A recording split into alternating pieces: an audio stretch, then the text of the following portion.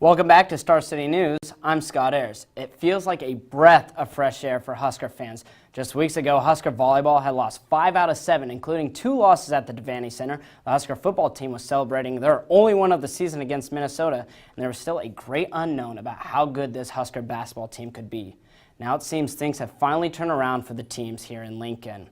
First, for the Husker football team. After a 54-35 beatdown victory over Illinois, the Huskers claimed their 3rd win of the season. One of the most impressive growths this season has been on the offensive side of the ball, as the team ranks 13th in total offense. Freshman quarterback Adrian Martinez continues to dazzle, but the even bigger story headline is the breakout of Divine Ozigbo, who seems to have gained some serious explosiveness. On the season, Ozigbo has 958 yards on 127 carries with 12 scores on the season, including 2 60-plus runs against Illinois, something he's never done before last week's game. Ozigbo says this is the first time he's really had a chance to see how fast he really was.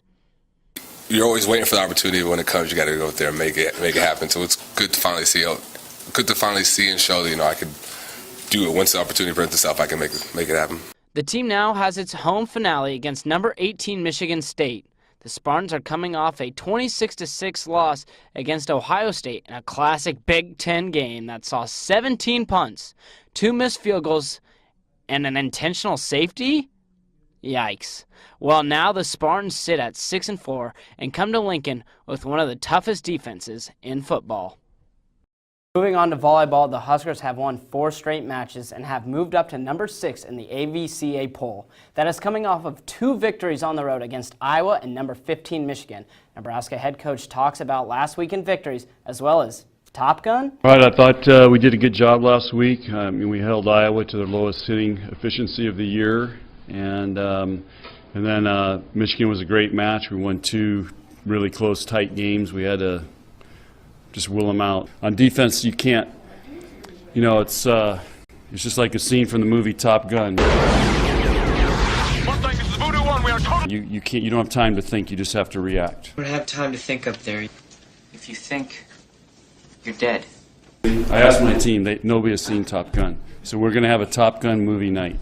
Well, one player who seems to have dominated in all 4 years is Michaela Fecke. She was named Big Ten Volleyball Player of the Week after she had 22 kills, 8 digs, and 5 blocks against Michigan, and had 13 kills and 8 digs against Iowa. This is the 3rd time this season Fecke has been honored with Player of the Week, and she is the 8th Husker all-time to surpass 1,500 kills.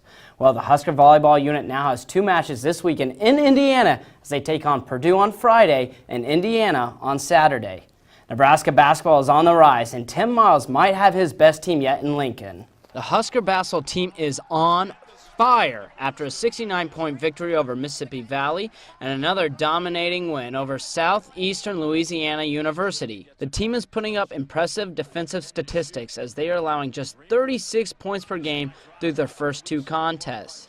The team leading scorer through the opening week is Glenn Watson Jr. with 17.5 per game, and James Palmer Jr. also averaging 17 points per game. The rotation has been different for the Huskers as they have been able to play everyone through their first 2 because of the lopsided games. Head coach Tim Miles talks about how the team will start to have a consistent rotation as the schedule heats up.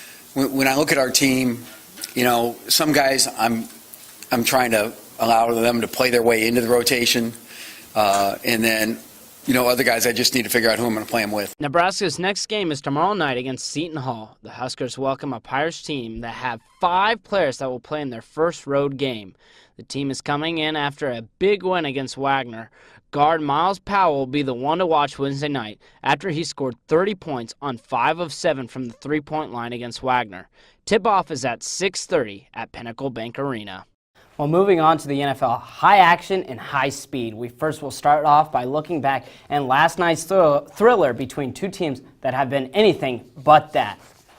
We go to San Francisco now. Eli Manning and the Giants are driving against the San Francisco 49ers. A little tiptoe action. Finds Odell Beckham Jr. in the back of the end zone. Money right there. Show him the moves, OBJ. How about that? Now into the second quarter, it's Matt Breida with a nice, powerful run into the end zone. He had 2 scores in this game, giving the 49ers the lead.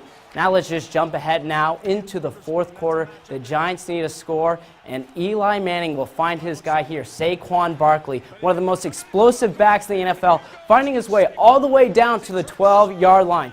Then 2 plays later, Manning, Shepard, money, ball game. Giants go on to win this game and get their 2nd win of the season. They improved to 2-8. Meanwhile, for the San Francisco 2-7 for the Niners, they go to 2-8.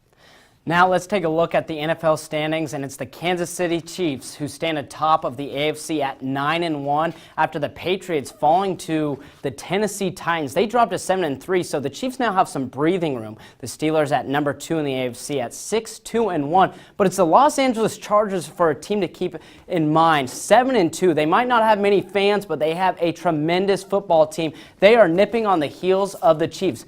Meanwhile, in the NFC, we have the Los Angeles Rams and the New Orleans Saints battling for home field advantage, but spots 2 through 6 are a bit of a mess. As you can tell, the Bears, Redskins, and Panthers all at 6-3, the Vikings at 5-3-1. A couple notable teams that aren't in that mix. You have the Philadelphia Eagles and the Green Bay Packers, who are on the outside looking in. So the Rams at 1, Saints at 2. These are obviously fluctuating as the weeks go on, but something to keep in mind. Well, that's it for sports, but there's still much more to come here on Star City News.